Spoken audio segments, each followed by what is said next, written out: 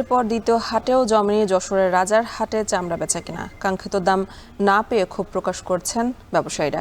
এ নিয়ে আরও জানাতে সেখান থেকে যুক্ত হচ্ছেন সহকর্মী রিপন হোসেন। রিপন, সরকার নির্ধারিত দামে চামড়া বেচাকেনা হচ্ছে কিনা জানাবেন, আর বেচাকেনা নিয়ে ব্যবসায়ীরা কি বলছেন?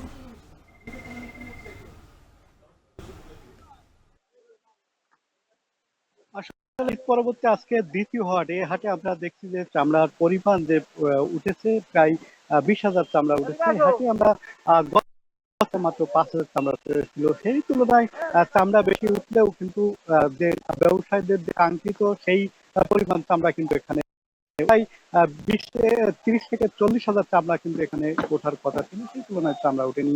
যদিও যে 20,000 চামড়া উঠেছে, আমরা প্রায় যদি 500 টাকা করেও প্রতি পিস বিক্রি হয়, প্রায় 1 কোটি টাকার লেনদেন কিন্তু এখানে হবে। তারপরে যারা ব্যবসায়ী রয়েছেন তারা কিন্তু বলছেন যে সরকার যে নির্ধারিত মূল্য রয়েছে 55 থেকে 60 টাকা প্রতি বর্গফুট যে লবণযুক্ত চামড়া রয়েছে গরুর চামড়া, সেটি কিন্তু বিক্রি হচ্ছে না। প্রতি পিস বিক্রি হচ্ছে 200 টাকা থেকে 900 টাকা পর্যন্ত।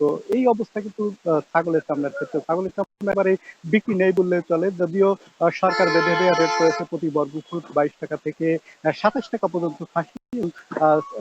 বকরি যেটা রয়েছে সেটা 20 টাকা থেকে 22 টাকা পর্যন্ত। কিন্তু এখানে হচ্ছে 5 থেকে 10 টাকার মতো।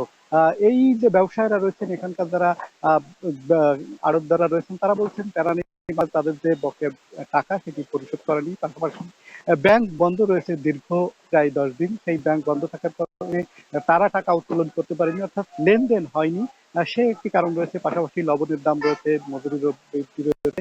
সব মিলে কিন্তু চামড়া কুড়াই খেতে তারা কিন্তু অনেকে এই হাটে আসেন চামড়া কুড়াই খেতে। সেইভাবে আমার পেছনে দেখছেন যে চামড়াগুলো রয়েছে, সেগুলো কিন্তু এখনো বিক্রি হয়নি বেশিরভাগ চামড়া। যারা একদম প্রান্তিক, যারা মৌসুমী ব্যবসা রয়েছেন, যারা মাদ্রাসা থেকে চামড়া নিয়ে আসছেন, তারা কিন্তু এই বাজারে এসে চামড়া কিন্তু গত হাটের থেকেও 100 টাকা পিসে কম বিক্রি হচ্ছে, এমনটি কিন্তু তারা জানিয়েছেন।